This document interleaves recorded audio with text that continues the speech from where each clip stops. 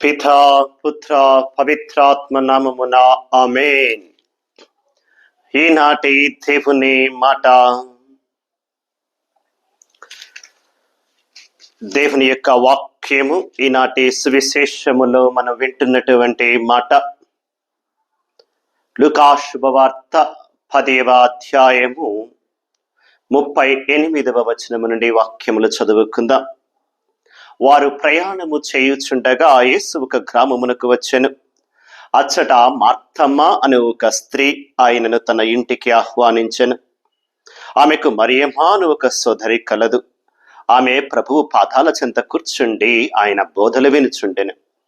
మార్తమ్మ పెక్కు పనులతో సతమతముగుచు ఆయన యొద్దకు వచ్చి, ప్రభు, నా సహోదరి పనులన్నీ నాపై వదిలి మీ చెంత కూర్చొని ఉండుట మీరు గమనించటలేదా? నాకు సహాయము చేయుట కామెను పంపుడు అనెను. అందుకు యేసు, మార్తమ్మ మార్తమ్మ, నీవెన్నో పనులను గురించి విచారించుచు ఆతురత పడుచున్నావు, కానీ అవసరమైనది ఒక్కటే. మరియమ్మ ఉత్తమమైన దానిని ఎన్నుకొనినది, అది ఆమె నుండి తీసివేయబడదు అని సమాధానమిచ్చెను. ఇది క్రీస్తు ప్రభుని సువిశేషము. క్రీస్తువా మీకు స్తుతి కలుగునుగాక. దేవుని యందు నమ్మకముతో వాక్యమును వినుచున్నటువంటి దైవ బిడ్డలారా, ఈనాటి వాక్యము మనము విశదంగా గమనిస్తే మనం అర్థము చేసుకోవలసినటువంటి విషయాలు, ముందుగా మనము గుర్తు పెట్టుకోవలసింది, ఈ లోకములో మనుషులందరూ కూడా 3 రకాలుగా పనిచేస్తూ ఉంటారని నేను అనుకుంటూ ఉన్నా. మొదటిగా పొట్టకూటి కోసం.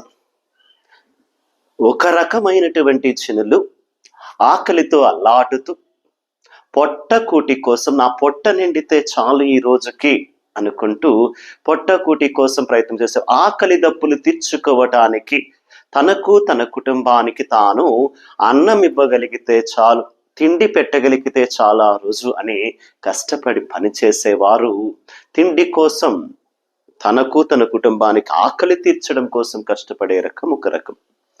రెండవ రకం వారు మధ్య తరగతి వారు. ఎక్కువగా ఆహారంతో పాటు కుటుంబానికి కావలసినటువంటి వసతులు, సౌకర్యాలు ఇవ్వాలని ఎదురు చూస్తుంటారు. ఇల్లు, ఒక చిన్న బైకు, పిల్లలకి స్కూల్ ఫీజులు, బట్టలు, మంచి బట్టలు, ఇంట్లో కావలసిన వసతులు ఇవ్వటం. మూడవ రకం వారు ఇవన్నీ కలిగి ఉండి తినటానికి ఇబ్బంది లేదు, ఇల్లుకి ఇబ్బంది లేదు, కారుకి ఇబ్బంది లేదు, వస్తువులకి ఇబ్బంది లేదు. వాళ్ళు ఎదురు చూసేది, వాళ్ళు పాకులాడేది దేనికోసమయ్యా అంటే, ఉన్నతంగా బ్రతకాలి, సమాజంలో మేము గొప్పవారిగా బ్రతకాలి, హోదా, పలుకుబడి, పొలము, పుట్ర, ఆస్తి, అంతస్తు, పెద్ద బంగళా, పెద్ద ఇల్లు, పెద్ద కారు, సమాజంలో హోదా కావాలి అని పేరు ప్రఖ్యాతుల కోసం, పేరు ప్రతిష్టల కోసం పక్కులాడుతూ ఉంటారు. ఇలా మొత్తానికి ప్రతి ఒక్కరూ కూడా ఏదో ఒక దాని కోసం పాకులాడుతూ ఉంటారు, ఎదురు చూస్తూ ఉంటారు, కష్టపడుతూ ఉంటారు, ప్రయత్నిస్తూ ఉంటారు, పనిచేస్తూ ఉంటారు. ఈనాటి వాక్యము భగవంతుడు బోధిస్తున్నటువంటి ఒక మాట,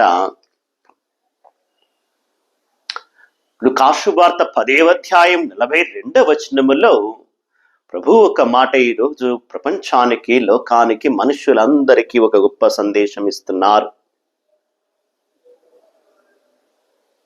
41వ వచనం అంటూ ఉంది, అనేక విషయాలను గురించి విచారించుచు ఆతృతపరుచున్నారు మీరు, కానీ మనిషికి అవసరమైనది ఒక్కటే,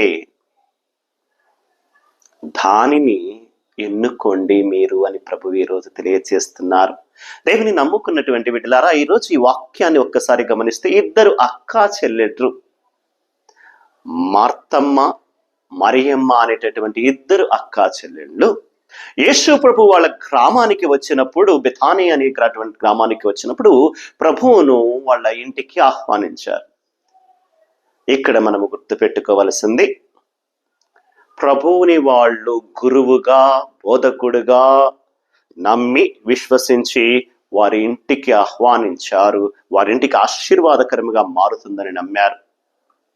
ఈ రోజున మనము గుర్తు పెట్టుకోవలసింది, గురువులను, బోధకులను, కన్యాస్త్రీలను, దైవ సేవకులను, దైవ సంభూతులను మన గృహాలకు ఆహ్వానించుకోవడం మంచిది అనే విషయం మనకు తెలియదు. యేసు ప్రభుని వాళ్ళ ఇంటికి ఆహ్వానించుకోవడం ద్వారా దీవెనలు పొందుకున్నటువంటి వారు ఈరోజు మనకిస్తున్నటువంటి సందేశము, గురువులను, బోధకులను, కన్యాస్త్రులను, దైవ సేవకులను మన గృహాలకు ఆహ్వానించుకుంటే మంచిది. ఎందుకు మంచిదయ్యా అంటే, మీకు గుర్తుందా, యేసు ప్రభు 72 మంది శిష్యులను గ్రామాలకు పంపుతున్నప్పుడు 10వ అధ్యాయం 5వ వచనంలో ఒక మాట అంటూ ఉంటాడు, మీరు ఏ గ్రామములోనికి అడుగు పెట్టినా, మీరు వెళ్ళేటటువంటి గృహములోనికి, ఇంటిలోనికి శాంతి కలుగునుగాక అని చెప్పండి. శాంతి కాముడు అక్కడ ఉంటే ఆ గృహానికి శాంతి కలుగుతుంది, సమాధానం కలుగుతుంది. లేకపోతే వాళ్ళు తిరస్కరిస్తే ఆ శాంతి తిరిగి మీకే వస్తుంది అంటూ ఉన్నాడు. దేవుని నమ్ముకున్నటువంటి బిడ్డలారా, ఇక్కడ గుర్తు పెట్టుకోవలసినటువంటి మాట, దైవ బోధకులను, దైవ సేవకులను, గురువులను, కన్యాస్త్రీలను, దేవునికి తమ జీవితాలను అంకితము చేసిన వారిని, దైవ అభిషేకము పొందినటువంటి వారిని మన గృహాలకు ఆహ్వానించుకోవడం ద్వారా మన కుటుంబాలకు శాంతి సమాధానము కలుగుతుంది, శాంతి సమాధానము వస్తుంది అని ప్రభు చాలా చక్కగా ఈరోజు మనందరికీ తెలియచేస్తున్నటువంటి సందేశం. అందుకే ప్రభువును మార్తా మరియలు వాళ్ళ ఇంటికి ఆహ్వానించుకోవడం ద్వారా వారి కుటుంబాలకి శాంతి సమాధానము దీవెన కలుగుతుంది నమ్మి ప్రభుని ఆహ్వానించుకున్నారు. సో మొదటిగా మనము నేర్చుకోవలసిన సందేశం, దైవ అభిషేకులను, గురువులను, బోధకులను, కన్యాస్త్రీలను మన గృహాలకు ఆహ్వానించి ఉంటే ఇంటికి మంచిది, శాంతి సమాధానము కలుగుతుంది. రెండవది నాటి సందేశం మనము గుర్తుపెట్టుకోవాల్సి, ఇంటికి ఆహ్వానించినటువంటి వారు 2 అక్క చెల్లెల్లో, ఒకళ్ళేమో వంటగదిలో, ఒకళ్ళేమో ప్రభు దగ్గర కూర్చున్నారు. ఇంటికి పిలిచిందేమో మార్తమ్మ వంటగదిలో ఏదో తయారు చేయాలని ఆతృత పడుతుంది, ప్రభువుకి ఏదో పెట్టాలా, ఏదో ఇచ్చేయాలా అని. కానీ మరియమ్మ ప్రభుని పాదాల చెంత కూర్చొని ప్రభుని చెప్పేటటువంటి మాటలు వింటూ ఉంది. బిడ్డలారా, ఇక్కడ ప్రభువు ఒకరిని కించపరచలా, ఒకరు చేసేది ఎక్కువ, ఒకరు చేసేది తక్కువ, ఒకటి మంచిది, ఒకటి చెడు అని చెప్పలా. కానీ ఎప్పుడైతే మార్తమ్మ బయటకు వచ్చి, ప్రభు నేను ఒక్కదాన్ని వంటగదిలో కష్టపడుతున్నా, నీకు కనపడట్లేదా, మా సోదరి చూడు మరియమ్మ నీ దగ్గర కూర్చొని ముచ్చట్లాడుతుంది, ఒక్కసారి ఆమెను పంపించయ్యా అని అంటూ ఉంటే ప్రభు ఒక్క మాట అన్నాడండి, మార్తా మార్తా, నీవు అనేక విషయాలను గురించి విచారించుచు ఆతృత పడుతున్నావు. అనేక విషయాల గురించి విచారించు ఆతృత. ఏమండి, ఎవరైనా మన ఇంటికి వచ్చినప్పుడు మనం ఏదో పెట్టాలని, ఏదో చేయాలని ఆతృత పడుచు వాళ్ళకి అది తీసుకురావడానికి, ఇది తీసుకురావడానికి ప్రయత్నం చేస్తూ ఉంటాం. తప్పు లేదు, ఆతిథ్యం మంచిదే, పెట్టడం మంచిదే, ఇవ్వడం మంచిదే. కానీ వాటికంటే ముందు ఇంటికి వచ్చినటువంటి వారితో మనం కాసేపు కూర్చొని మాట్లాడితే వాళ్ళు సంతోషపడతారు. వాళ్ళు తినడానికి లేక రాలేదు మన ఇంటికి, మనతో కాసేపు ఆనందాన్ని పంచుకుందామని, మన బాధలను షేర్ చేసుకుందామని, ప్రేమను పంచుకోవాలని, ప్రేమాప్యాయతలతో మనము మాట్లాడితే వినాలని వచ్చారు. కాబట్టి ఇంటికి వచ్చినటువంటి వారు ఏ స్థితిలో ఉన్నారో, ఏ పరిస్థితిలో వచ్చారో, ఎంత బాధలో వచ్చారో, ఎంత విషాదంలో వచ్చారో మనకు తెలియదు.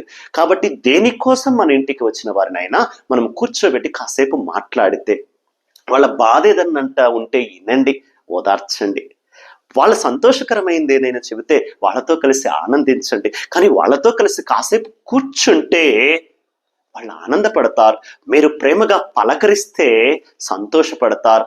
ఆ తరువాత వెళ్ళి 1-2 నిమిషాలు కూర్చోండి, రెడీ చేసుకొస్తాను, ఏదన్నా తిందురుగానని చెప్పి రెడీ చేసి తీసుకొచ్చి పెట్టడం తప్పు లేదు, పెట్టడం తప్పు లేదు, ఇవ్వడం తప్పు లేదు. కానీ దానికంటే మించింది మీరు అక్కడ కూర్చుని వాళ్ళతో మాట్లాడడం, మీ సమయాన్ని వాళ్ళకి ఇవ్వడం, మీ ప్రేమను వాళ్ళకి పంచడం, ప్రేమాప్యాయతలతో పలకరించడం, వాళ్ళ బాధను అర్థం చేసుకుని ఓదార్చడం, వాళ్ళ బాధలలో ఆనందాలలో పంచుకోవడం, ఇది ముఖ్యం అని ఈరోజు ప్రభు చాలా చక్కగా మనకు చూస్తున్నాం. మార్తమ్మ నువ్వు అనేక విషయాలను గురించి ఆతృత పడుచున్నావు, మనిషికి అవసరమైనది ఒక్కటే, అను. అందుకే నేను అన్నాను, 3 రకాల మనుషులు ఈ లోకములో బ్రతకడం కోసం ఒకళ్ళు, బాగా బ్రతకడం కోసం ఒకళ్ళు, పేరు ప్రఖ్యాతల కోసం ఒకళ్ళు, ఇలా 3 రకాల ప్రజలు బ్రతుకుతారు. ఒక్కొక్కరు ఒక్కొక్క దానికోసం తపన పడుతున్నారు, ఆతృత పడుతున్నారు, బాధపడుతున్నారు, విచారిస్తున్నారు, ఎవ్వరు కూడా సంతోషంగా లేరు. ఎవరికి తృప్తి లేదు. ఎవరు కూడా చాలు నేను బాగున్నాను అని అనుకోవడంలా, ఇంకా ఏదో కావాలి, ఇంకా ఏదో కావాలి, ఇంకా ఏదో సాధించాలి, ఇంకా గొప్పగా ఎదగాలి అని ఆశపడుతున్నామే తప్పితే మనిషికి అన్నిటికంటే అవసరమైనది ఆనందము, తృప్తి, మనశ్శాంతి, ప్రశాంతత అన్న సంగతి మర్చిపోతున్నాం. అనేక విషయాలను గురించి మీరు విచారించచ్చు, ఆతృత పడుచున్నారు, కానీ మనిషికి అవసరమైనది ఒక్కటే. అదేంటయ్యా అంటే మరియమ్మ ఎన్నుకున్నది. చూడండి, ఏమెన్నుకున్నది మరియమ్మ? 42వ వచనంలో, లూకాసు వార్త 10వ అధ్యాయం 42వ వచనంలో మరియమ్మ ఏం చేస్తుంది? ప్రభుని పాదాల చెంత కూర్చొని ఆయన మాతో మాట్లాడుతూ ఉంది, ఆయన బోధలు వింటూ ఉంది. అందుకని ఆమెను చూసి 42వ వచనంలో ప్రభు అంటున్నాడు, మరియమ్మ ఉత్తమమైనది ఎన్నుకున్నది, ఇది ఆమె నుండి ఎవరు తీసివేయలేరు. మీరు సంపాదించుకున్నది, కూడబెట్టుకున్నది, దాచుకున్నదంతా ఉంటదో ఊడిద్దో తెలియదు, కానీ భగవంతుని చెంత మనం సంపాదించుకున్నది ఇంత చోటు, ఆయన రాజ్యములో సంపాదించుకునే ఇంత చోటు, అది ఎవరు తీసివేయలేడు, అది ఉత్తమమైనది అని ఈరోజు ప్రభు చెబుతున్నారు. మనము ఎంతకైనా ఎదగవచ్చు, ఎంత గొప్పవారిగా అయినా ఎదగవచ్చు, పేరు ప్రఖ్యాతులు సంపాదించవచ్చు, ఆస్తి కూడా పెట్టుకోవచ్చు, అంతస్తులు పెట్టుకోవచ్చు, పొలము పుట్ర సంపాదించుకోవచ్చు, గొప్ప హోదాలో గొప్ప పదవిలో ఉండవచ్చు. ఏ హోదా నీది కాదు, ఏ పదవి నీది కాదు, ఏ ఆస్తి ఐశ్వర్యం నీది కాదు. ఎంత సంపాదించినా చివరికి వదిలిపెట్టి వెళ్తామే. మన తర్వాత వచ్చేవాడు ఎవడో జలసాలు చేసి దాన్ని ఎంజాయ్ చేసి కరగబెడతాడు తప్పితే నువ్వు సంపాదించుకున్నది నువ్వు ఎంజాయ్ చేయవు, సరదాగా ఉండవు, సంతోషంగాను ఉండవు. నీ జీవితాంతం సంపాదించడానికి, కూడబెట్టడానికి, దాచుకోవడానికి పరుగెత్తుతూ ఉంటావు. నీ వెనకాల వచ్చి ఎవరో ఆరాంగా కూర్చొని నువ్వు సంపాదించింది కూడబెట్టి, జీవితాంతం నువ్వు కష్టపడి కూడబెట్టినది ఎవరో వచ్చి జలసాగా ఎంజాయ్ చేస్తూ ఉంటారు. తృప్తిగా ఉండటం నేర్చుకోవాలా. సంపాదించడం, కూడబెట్టడం, ఎదగడం, జీవితంలో గొప్పవారిగా ఎదగడం తప్పు లేదు. కానీ అదే జీవితం అనుకొని జీవితాంతం దానికోసమే సమయాన్ని, శ్రమను, బలాన్ని, శక్తిని అంతా వాడేయకండి. మనకి ఎంత అవసరమో అంత సంపాదించుకోండి, ఎంత కావాలో అంత దాచిపెట్టండి. వెనకాల వాళ్ళకి మనం ఇవ్వవలసింది ఆస్తులు, అంతస్తులు, ఐశ్వర్యాలు కాదు. మంచి విద్య, మంచి జ్ఞానం, మంచి భోజనం, మంచి బట్టలు ఇవి ఇవ్వండి.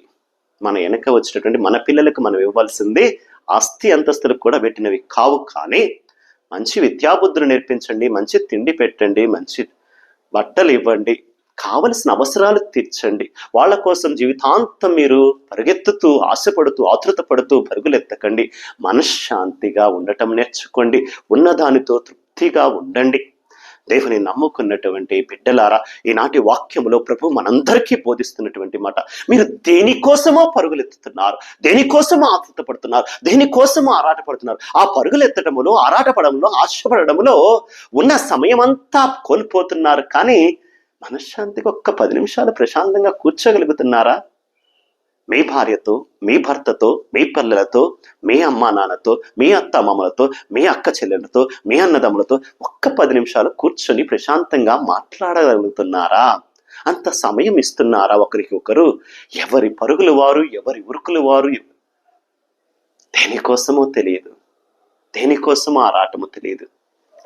ప్రభువు అంటున్నది, మార్తమ్మ చేస్తున్న పని తప్పు అనట్లా, కానీ మరియమ్మ చేస్తున్నది ఉత్తమమైనది అంటున్నాడు.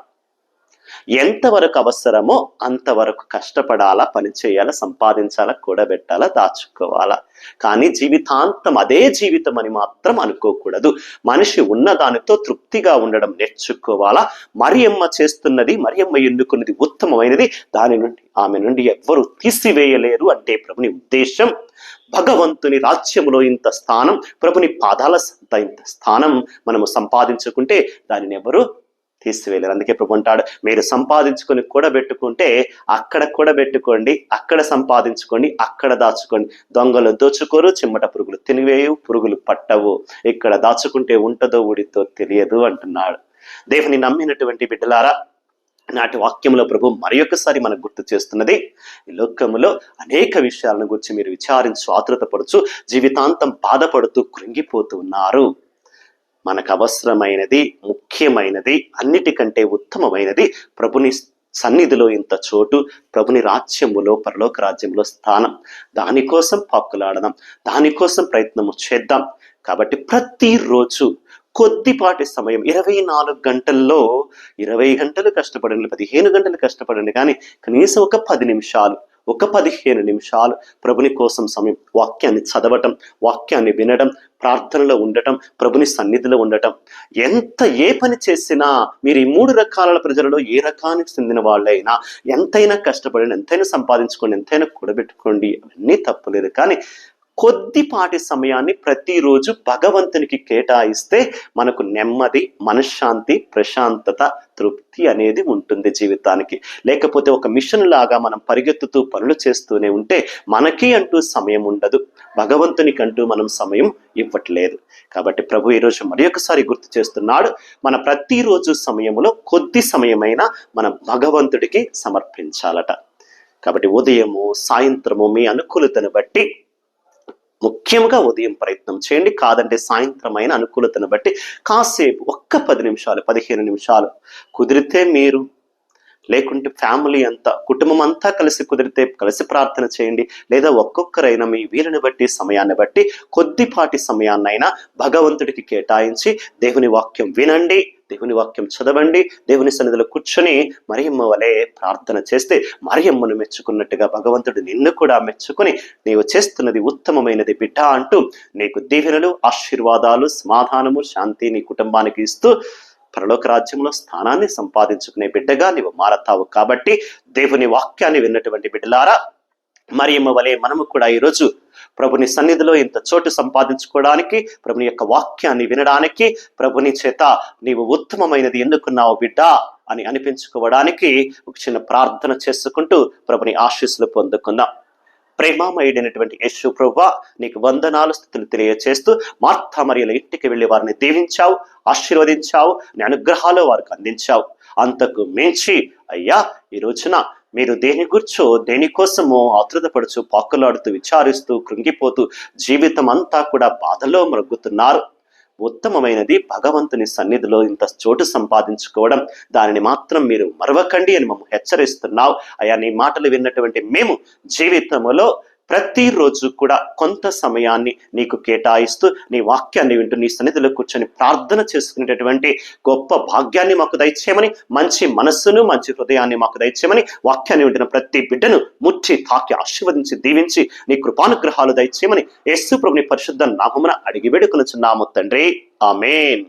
సర్వశక్తి గల సర్వేశ్వరుడు పితా, పుత్ర, పవిత్రాత్మ మేము మీ బిడ్డలను, మీ కుటుంబాలను భగవంతుడు ఆస్వాదించి శాంతి సమాధానాలు మీ కుటుంబాలకు దయచేయుదురుగాక. ఆమేన్. God bless you all.